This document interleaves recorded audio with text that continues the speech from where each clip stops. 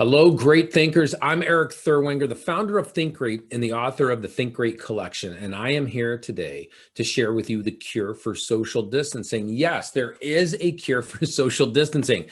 I know what you're thinking. Same thing every leader's thinking. Something is wrong. Something feels off from time to time ever since the pandemic rolled out. That things just don't feel the same when we have remote workers. Things just don't feel the same when people are separated from each other.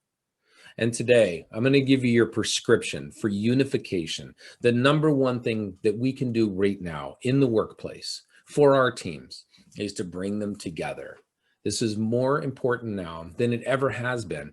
But let me just start this off by asking you a very simple question. What would you say is the greatest asset in your business? If you're like me and 99.9% of the business leaders out there, you're probably going to say your people. And I agree with you. They are our greatest asset. And right now, they are struggling in many areas because of social distancing. Now, if people are our greatest asset and we bring them together, they form a team. And I'll bet you this, if I asked you how important teamwork is in your organization on a scale of 1 to 10, 10 being of the highest importance, you would probably rank teamwork as a 10. And so if our greatest asset is people, if teamwork is a 10 out of 10, and we know that people are at their strongest when they are together, that's when teams perform at their best, when they are unified, brought together, then we have to understand that we live in a world of distancing right now. And there are some short-term symptoms happening right now in businesses around the world, and they're even starting to feel the long-term effects. In fact, if you look at some of the statistics out there, here are some crazy things to think about. 54% of people say that a strong sense of community may have kept them at a company longer than was in their best interest. 54% stay longer. There is an epidemic of turnover right now, and it's going to get worse. But people stay because of that community feel, that cohesion. But it even gets better. Businesses with effective communication are 50% more likely to have lower turnover. So we're looking at community, we're looking at communication. Both have struggled since the pandemic, since separation. 27% of people who plan to leave within the first year of employment cite disconnection as one of the number one reasons. Disconnected. Are you starting to feel a theme here? All right. 97% of people believe the lack of team alignment influences the success of a task or project. Team alignment, that cohesion is critical for accomplishing our work. People, even leaders, unanimously say that the effect of teamwork in the workplace exists when people have their vision and their goals in alignment. Right now, with social distancing happening, most people aren't setting as many goals as they should, even in the workplace. And then that brings us up to the last step. When everyone knows their objective and job, they know it, they understand it, the team becomes unstoppable. And there is a lot of uncertainty out in the world today. A lot of uncertainty. People don't feel stable. There's a lack of direction.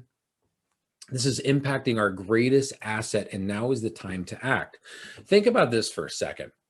We all know, and studies show, that most long-distance relationships do not work. And these are with people that love each other.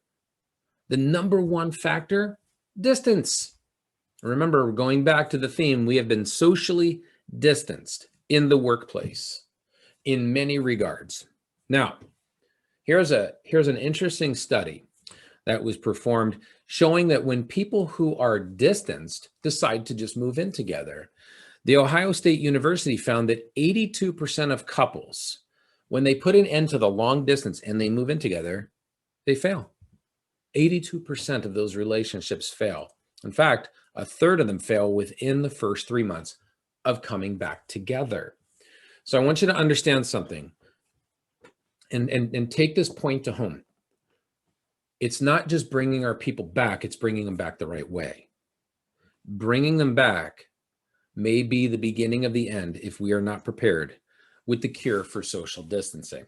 Now, very simply, COVID-19, the pandemic broke out, what was it, March 10th, March 11th, it was declared by the World Health Organization as a pandemic. And so we're many, many months in now. We're getting ready to go into the new year. And the CDC released guidelines, very simple guidelines on how to fight the spread. And it was simple. They said, wash your hands. That was the first one. Well, come on. We should be washing our hands anyways, but okay, let's wash our hands more. Then they said, wear masks. This was challenging for a lot of people. A little difficult to get used to it. If you're like me, you probably walked up to a store or a restaurant, forgot your mask, had to run back to your car. So it created some inconveniences, but not the end of the world. But then they said this one, safe distancing, spread apart. Well, we did that and then some. We went full remote status in many organizations. We'll talk about how many of us went remote, but with very little ramp up time. Now, just think about something for a second. Let's flash back. Our greatest asset is people. And we have been told to distance them. There's many things that social distancing is impacting right now in the workplace. Whether it's virtual, whether people are coming in, whether it's hybrid, the number one thing that's being impacted is performance. And it's not just in your business. It's in every business. Specifically, one that we can really see it in, sports. Teams have been distanced from their fans. Just watch any sporting event. There's nobody in the stands. So what have they done to combat this? They've actually put cardboard cutouts in the stands, just like this picture. Cardboard cutouts to mimic the fact that we are cohesive, that their fans are there. They've added in sounds of cheering fans. They've even put video screens in to show fans. Why? Because athletes making $5 million, $10 million, $15 million a year, highly paid, highly trained, highly disciplined athletes are suffering in their performance from socially distanced fans. And we don't think people in the workplace are being impacted. They are being impacted significantly. But let's just take a quick look to see how fast and at the volume that we went. According to Gallup, we went remote working. By the time March 16th rolled around, we had 49% of the workforce as remote workers. By March 30th, we had 62% of the workforce remote with no preparation, no ramp up time, 0 to 60, more accurately, 0 to 62 overnight.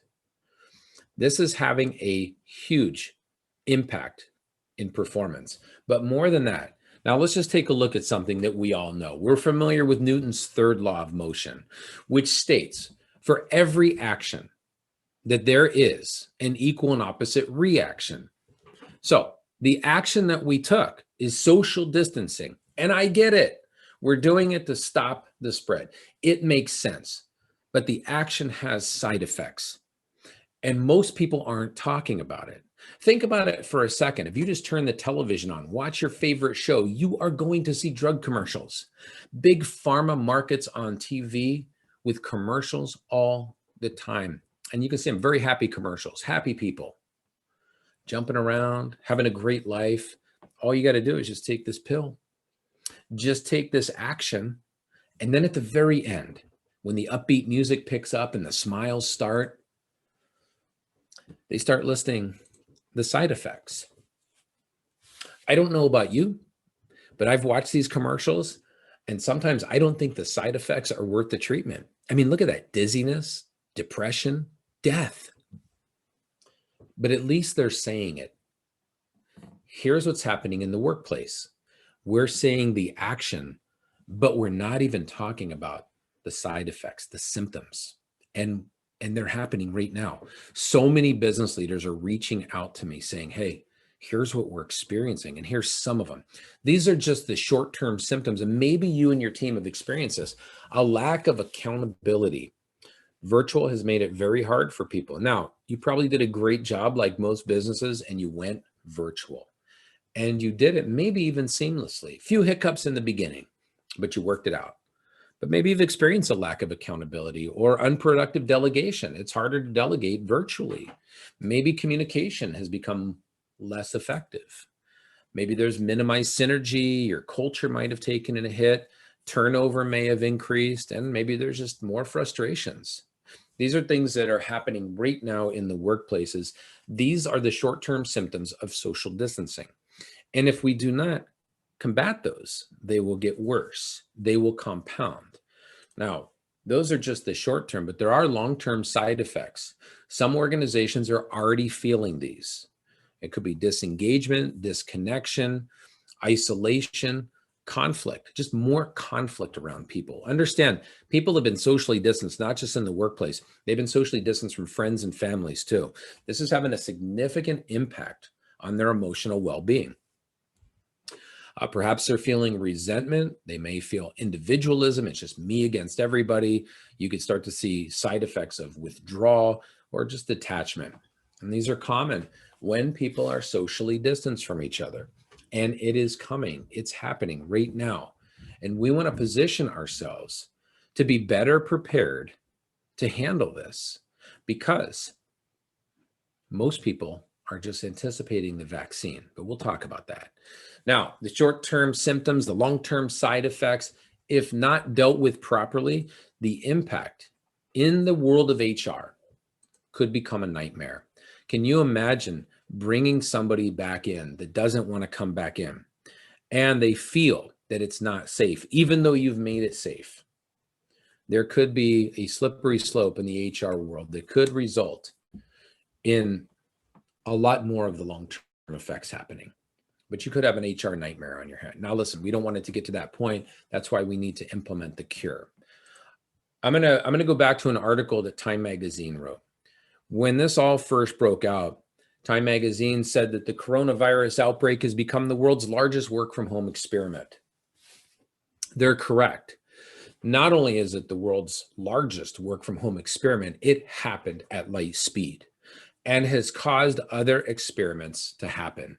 Accountability experiments, communication, retention, goal setting, delegation, engagement, culture, vision, you name it. It's an experiment in all of these and then some. But the biggest experiment as a result of all of this is this one. It is a unification experiment. And we have to ask ourselves this question. If people are our greatest asset, if teamwork is a 10 out of 10, if we know that the team performs at their highest, they're most effective when they are gathered, are we going to pass or are we going to fail the unification experiment? If you're watching this right now, I know what box you checked off. You checked off pass, and you're with me on that. And that's what gets me excited, because we can pass this. Because COVID-19 is another obstacle, another challenge, and we've had these throughout the history of our world, challenges and obstacles. And we will get through this. We want to get through it the right way, a great way. So,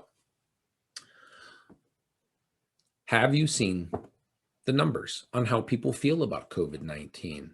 Many of them are concerned. They are concerned about coming back to the workplace, and justifiably so. There's a lot of confusing, maybe even conflicting information out there right now. And you're seeing the vast majority of people feeling uncertain about returning or how they're going to return to the workplace. You have to have a plan for this. We have to be able to get people back in a great way. Now, no matter how your people feel about it, there's one solution that is not the solution, but it's the one that people mention. When I ask business leaders, how are you preparing to reunify your teams into the post-COVID world? A lot of them will say, I'm waiting for the vaccine. The vaccine only fights the virus. And look, I'm excited for it to roll out. If you choose to take it, more power to you. But the vaccine will not fight the short-term symptoms of social distancing, nor will it fight the long-term effects. In fact, remember the couples that move in together after the distanced relationships, they fall apart. I am predicting that 18 months after the vaccine hits on a major scale, 18 months later, you will start to see even the strongest teams dismantle, because we have not prepared them for the reintegration into this new world that we live in. And I can back that up. having served in the military and still working with them, you cannot take somebody, separate them from their families, separate them from their country, send them into a challenging circumstance for 6 months or 12 months, and just bring them back and hope for the best. There's a transition that needs to happen. There are steps that need to be taken. Otherwise, just because there's an end to the war, an end to their tour of duty, does not mean that that fixed the PTSD. Every single person in the world has some form of PTSD from this whole pandemic. There is an impact, a significant impact that has happened in all of us. I've been my wife's caregiver through 4 battles of cancer and cardiac arrest. She died of cardiac arrest for 15 minutes and came back. Each of the cancers and the cardiac arrest were challenging. and that's an understatement.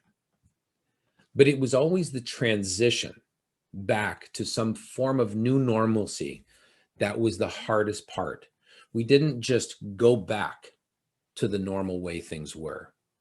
We had to transition in. And it was interesting because during her first battle with cancer, we were married 10 months. The oncologist told us, after he trained me to be her caregiver, after he instructed me to keep her spirits high and keep her positive, no matter what we faced, he said this: I just want to let you know that a lot of marriages fail after the cancer. And I said, what do you mean? And he said, people tend to stay together through chaos. They'll stay together, but their cage got rattled so hard that after it, the relationship falls apart. Leaders, the vaccine will not cure relationships. The vaccine will open the door for us to bring people back, but that's not the first step. We have to bring them back the right way. Right now, start to apply the cure for social distancing. Now, before I share with you what the cure is, I want to talk about some things that are undeniable we would all agree with. For most of 2000, we would agree that the majority of businesses have been practicing social, which is really physical distancing, staying away from each other. We've been practicing that and doing a good job at it. We would also agree that teamwork is essential for success in the workplace. That's a given. I will bet nobody will question any of these. Getting people together pre-COVID was important. We had to do it. Always bringing our people together, but unifying our teams now is critical. It's essential. It is the number one priority, unification. The impending fallout from social distancing is not an if it will happen, but when it will happen. Trust me, leaders, it will happen. Be prepared for it so you do not watch your teams walk out the door. As leaders, we must unify our people during a time of forced distancing. We have to. This is our objective right now. And lastly, we cannot afford to let the significant effects of distancing slowly dismantle our teams. These are undeniable. If you agree with these, then we need to start taking some actions right now to unify, to create cohesion, to bring people together the right way, a great way. Now, one of the first things I do is talk about some of the elements in your first aid kit, some things you can start doing right now that don't really take a lot of preparation. You could have a virtual coffee appointment with somebody. Just connect with them, communicate with them, have some one-on-one time with them just to check in. It's huge. If you're able to, if you can get together in a restaurant or a coffee shop, do it. It sends a powerful message that you're taking the time to get together with somebody to find out how they're doing, how their family's holding up. There's a likelihood that somebody in their family was laid off. Maybe somebody got diagnosed with COVID. We're at a point right now where cases are surging by the hundreds of thousands. Call somebody, just take that time. Here's another thing you could do. Have a virtual pizza party with your team. If everybody's distanced, if everybody's working remotely, just have them on the same call. Send out coupons for ordering pizza. Pick up the tab for the pizza, maybe play some virtual games. There's a ton of them out there, even bingo, which I've actually played online bingo or virtual bingo. It was fun. But these are the leaders that are standing out right now. They're starting to implement some of the little first aid elements. Here's another thing that you could do. Have an all hands meeting, an all hands barbecue, an all hands session where you bring people together. Perhaps they're socially distanced. They may have to wear masks, but it's good if people can see each other. Now you've got to do that based on your state's restrictions. But if you can't do it right now, schedule a time when you can do it. But these are just some of the first 8 elements. These are some of the little band-aids that you can put on. But what I'm going to share with you now is what we're doing to provide the cure in organizations right now, having tremendous success. In a world of separation, in a world of distancing, we are bringing teams together and unifying them. And they are not only having some of the greatest performance they've ever seen, but they are also experiencing some of the highest results, whether that's sales numbers, engagement. This is the time when unification is needed the most, when it has been taken from us. And so we do have the cure, undeniably. We've been doing this since the beginning of COVID-19. And it's 3 doses, 3 parts, 3 steps that you can take with your teams to unify and bring people together. The first is the Leadership Cohesion Program. That's the key leaders. Next, we move into the Leadership Connection, where we start to unify the entire team through a shared language of leadership. And then we open it up for the communication movement, where we come in and teach people how to unify their entire crew, their teams, their colleagues, their peers with their communication. Now, let me just touch down on each of these. Let's start off with our Leadership Cohesion Program. This is designed for our key leaders. This is where we take our inner circle, our executives, our C-suite, if you will, depending on how your company's infrastructure is set up.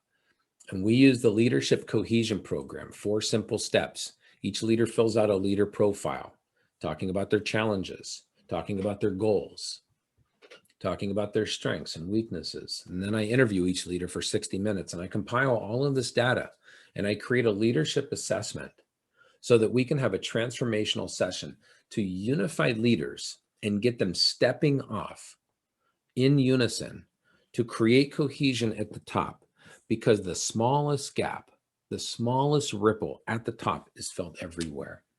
Then we move on to the entire team and we start to develop the leadership skills in all, connecting everyone with this shared language of leadership.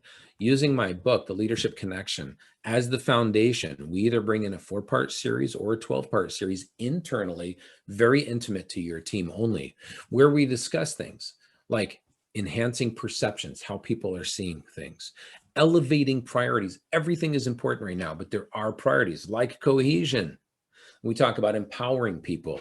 That is always a 10 out of 10, and yet it's needed now more than ever. And then we talk about exceeding possibilities.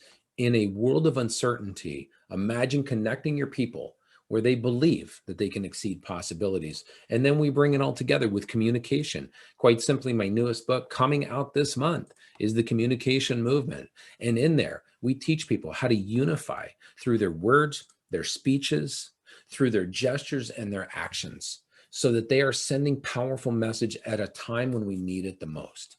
Now, how do you know if you need the cure? That's a good question. Well, perhaps look at some of these questions. Are people your greatest asset? If they are, you need the cure, because the impact of social distancing is happening right now. Next question, is your team experiencing virtual fatigue? Hey, we all went virtual and now people are actually fatigued by it. So if they are, they need the cure. Is leadership important in your company? If it is, bring them together, unify them. Do you value teamwork? If you do, like me, unify and connect your team. Do you want higher levels of engagement? We all do. We know that when teams are engaged and have buy-in and they're all on board, they perform at the highest levels. And is communication critical for success? If you answered yes to any of these, we can absolutely help you and your team to think great. I ask every business leader a simple question. Do you have the cure for social distancing? And they do not, but we do have the cure. We have it, and we can help prescribe it to you and your team. Here's my final thought. Don't underestimate the power of social distancing. It is having a significant impact, negative though, in many organizations all around the world. If you are ready to unify your people, if you are ready to bring them together stronger than ever, then now is the best time to prescribe the cure for social distancing.